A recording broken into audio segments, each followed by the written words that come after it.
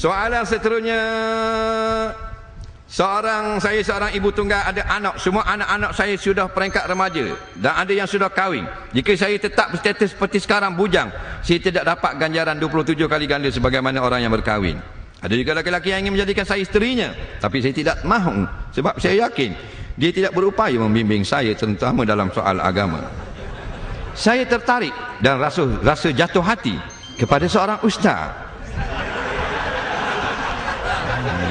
Ini baru soalan.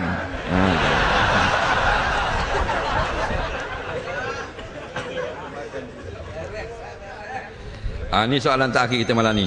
Kering tekuk dah hamba. Kita baca mula. Saya seorang ibu tunggal dan mempunyai anak. Semua anak-anak saya sudah peringkat remaja dan ada yang sudah berkahwin. Jika saya tetap berstatus seperti sekarang, yakni bujang, saya tidak dapat ganjaran solat 27 kali ganda sebagaimana orang yang sudah berkahwin. Ada juga lelaki yang ingin menjadikan saya isterinya, tetapi saya tidak mahu sebab saya yakin dia tidak berupaya membimbing saya terutama dalam soal agama. Saya tertarik dan rasa jatuh hati.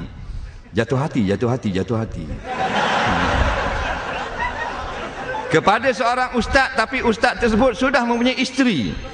Jika ditakdirkan ustaz tersebut setuju menerima saya sebagai isteri kedua, adakah elok saya pergi berjumpa isterinya dan menyatakan saya ingin menjadi isteri ustaz dan sedia bermadu?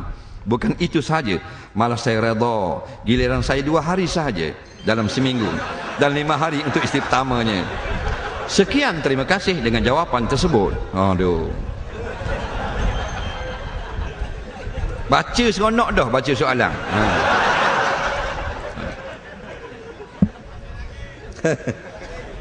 Allahu Rabbi. Baik.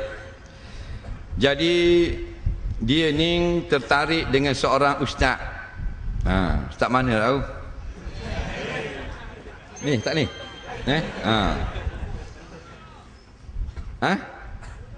Ustaz ni? Aida. Mana ada? Ustaz mana ni?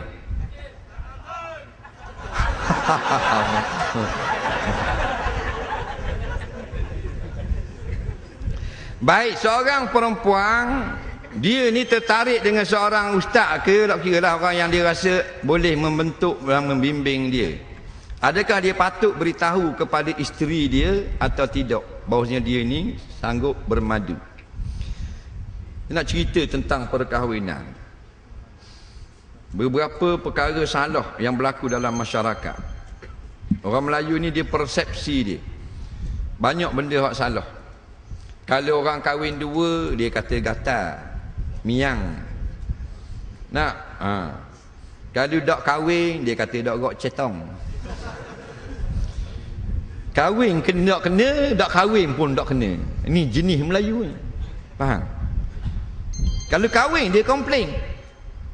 Orang kahwin sama umur, dia komplain. Dia kata orang tak kahwin sama umur, patutnya laki-laki tua 3-4 tahun pada puang. Dia komen kok. Patut tua pula kahwin dengan muda, laki-laki 60 hak puang 30. Dia kata hak puang ni nak rebut harta. Hak puang pula tua 60, hak laki 25. Dia kata hak puang ni main bomo. Jadi serba tak kena ni jenis Melayu. Kahwin dengan janda, dia kata takkan tak ada anak dara, apa pergi kahwin janda. Ni persepsi masyarakat, mentaliti dia rosak. Apa janda tu apa artinya? Janda ibu tunggal ni artinya yang sudah tidak ada suami, bukan maknanya perempuan jahat. Anak kahwin dengan janda, mak siapa mengamuk. Apa pergi mengamuknya? Janda tu kau puang kan? Yang kita nak mengamuk, anak laki-laki kita kahwin dengan lelaki juga, baru kita mengamuk. Tahu tak? Dah kalau janda, perempuan ke lelaki? Puang sama juga. Ni walek power pada anak dara. Boleh beranak dan sebagainya. Jadi terimalah. Ubah balik. Janda bukan bermakna jahat. Kalau putih kita kata lawa, hitam tak lawa. Dapat cucu putih seorang, rambut merah-merah sikit. Toki dak lari jauh. Bo dalam raga mutuk mau orang petang-petang. Siapa? Ni cucu aku ni aduk Kuala Lumpur. Cucu hak duduk sini hak ipoh, hitam tu dak bawa orang mutu. Faham tak? Ni salah besar kita. Orang gemuk kita kata uduh. Dia kahwin dengan perempuan gemuk. Dia kata Allah gemuknya tak ada hak kuru-kuru sikit. Dah nak orang ni dia nak gemuk. Nah, dia tengok comel. Hitam tu cantik ke? Kalau tak cantik, hak kulit hitam Afrika tentu tak ada suami. Ni hak di Afrika macam-macam tribe, macam-macam suku kaum. Hak pakai bulu jagung saja, hak pakai daun saja. Nah, hak nampak macam ke netingak mo. Ada suami tau? Ada. Lepet bubur seluk atas kepala ni. Bubur seluk, bubur ni macam-macam. Ada juga tu lelaki nak ke dia. Siapa berebu. Nak. Maka kalau bak kahwin dua ni memang cerita seronok. Saya pernah mengajar di satu pejabat. Dia buat tajuk Alam Barzah. 1 jam. Saya pun mengajar Alam Barzah begini. Akhirnya menangis-nangis.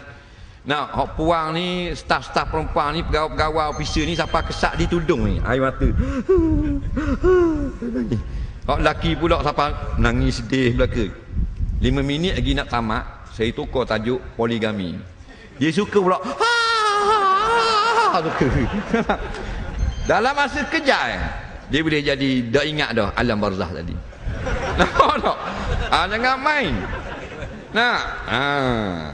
Bak kahwin poligami ni seronok orang lelaki dengar. Orang puan tak suka dengar. Memang seronok pun. Semua kita tanya nak belaka. Cuma tak berani saja. Tok Guru Gayung seorang ni bini. Tahu tak? Saya jumpa dengan ayahanda 3 lain. Sahabat saya. Pakat besar dah. Tak mau kabur nama. Dia kata, Ustaz, awak kan ni boleh kahwin 2 orang? Dia kata, dah awak 3 lain kan? Ni, body gini, body. Minum air dengan saya 2 orang ni. Tidak kan jadi ayahanda. Kalau kuruh macam ke cicak kobing, orang panggil ayahanda tu. Tu beleda. Tangan gini, aku kayu ni dengan kokar penuh telengang ni. Mana kalau katok gini, belah 2 meja. Minum air. Tarik. Ustaz, awak 3 lain kan? Tahu dah 3 lain, tapi isteri saya 4 lain. Isteri dia 4 lain. Dia tak lawang. Nampak? Seorang kawan dia ngajar taekwondo seluruh Malaysia. Kadang siapa ke Sabah, siapa ke Brunei, di Singapura dia ajar taekwondo. Memang dia minat taekwondo. Dia kecil. Umur dia 30 lebih Black belt. Dia seorang ke bini, tak berani dengan bini dia. Kau bini dia dah sebut nama, bini dia buat gini. Getugi. Tak. Mu suka ke mu sendiri. Gitu. Hebat-hebat mana pun orang lelaki kalah dengan wanita. Sebab tu orang perempuan jangan marah kalau kita ngajar bab isteri 2 apa semua. Memang orang lelaki ni tak ada kekuatan. Kita tanya pengarah tak berani belaka. Dia duduk di pejabat boleh dia koyok kursi ni. I tak nak, I nak hari ni juga. Nampak? Tu di pejabat, di balik di rumah gini sembah bini. Padahal bini ni tak sekolah pun. Dekat tahun 2. Cek kita bini. Takut dah. Jangan bimbang lah kau perempuan. Jadi bila kita nak pada seorang laki-laki yang kita rasa dia boleh bimbing kita, tak ada masalah. Betua pepatah perigi mencari timba adalah sudah tidak dipakai lagi.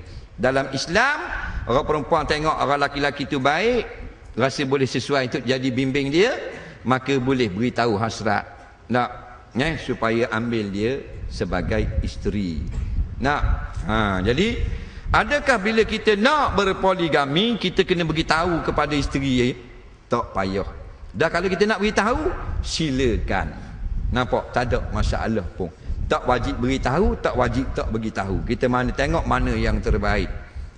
Cuma ingat, orang perempuan jangan bila kita tengok orang kahwin seorang lagi, jangan kita kata jahat kepada isteri kedua. Dan ni orang Melayu bila dikahwin, dia akan kata perampas suami orang. Salah. Ini bukan perampas suami orang. Poligami harus dalam Islam. Kalau kita kata perampas, mana kita kata Allah ini buat hukum yang tidak elok, tidak sesuai. Kalau kita kata orang yang jadi isteri kedua perampas suami orang, maka kita kata kepada mak kita sendiri. Sedangkan mak kita berpoligami. Betul tak? Mak kita siapa? Ummul Mukminin. Isteri-isteri Rasulullah. Sebelah orang. Mak kita tak? Ummul Mukminin. Ibu bagi sekalian orang beriman. Bila kita kondeng poligami orang bermadu, kita kondeng mak kita sendiri. Wajib kita kena hormat Ummul Mukminin. Nah, jangan mulut celupak. Yang rampah rumah suami orang, dia kahwin orang dengan suami orang, lepas tu dia suruh cerai isteri tua. Ini baru perampas suami orang. Faham? Kalau kahwin untuk berkongsi tak ada masalah, bermadu. Nah, madu tu manis ke pahit? Manis. Faham? Cuma banyak lah ni madu tidak asli.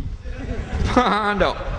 Dulu kalau jual orang kampung jual asli, lening kita pergi ke Merah Island berhenti tepi jalan orang asli jual pun hok tipu. Tak usah kata hok orang kampung jual. Orang asli pun asli. Padahal bukan madu tu asli, dia asli. Faham tak? Jadi kadang-kadang orang kata bila kita tunggang dia pekat. Tu asli. Dia bubuh banyak gula jadi pekat. Macam-macam. Kadang-kadang dia kata semut tak urung. Nak, dibubuh maknanya obat. Jadi semut tak urung. Jadi nak tahu mana? Senang je madu asli ni. Kalau kita buat balik di rumah, bini marah. Asli je tu.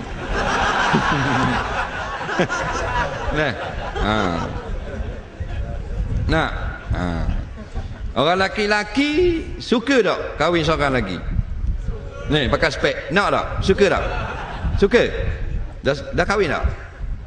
2 1. Lepas tu bila seorang lagi?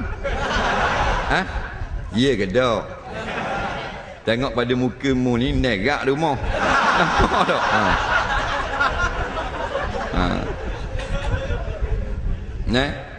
Jadi baik, kalau awak jadi isteri, awak suka suami awak kahwin seorang lagi? Tak suka tak? Begitu juga orang perempuan, patut tak boleh salah ke dia. Dia tak suka bermadu, jangan marah ke dia. Itu sudah fitrah. Dah leceh kita jadi orang puang. Dia suka tak suami kita kahwin seorang lagi? Betul, kita tak suka. Cuma orang perempuan tidak mendoakan suami dia kahwin lagi. Tapi kalau suami dia kahwin lagi, suami dia tidak mampu, nasihat. Jangan bang, saya belum suruh beli selipar RM30 pun abang beli RM3. Jadi kalau nak kahwin lagi, berhati-hati. Biarlah kita ada cukup nafkah. Dah kalau tak mau bagi isteri kita marah, kita beri kesenangan kepada isteri kita. Baru dia tak marah. Bang, piti duit 1,000, bagi 2. Tu amalan kita. Bang, piti 3,000, bagi 6. Bang, beli gatal sorak, beli 2. Maka dia seronok dengan kita.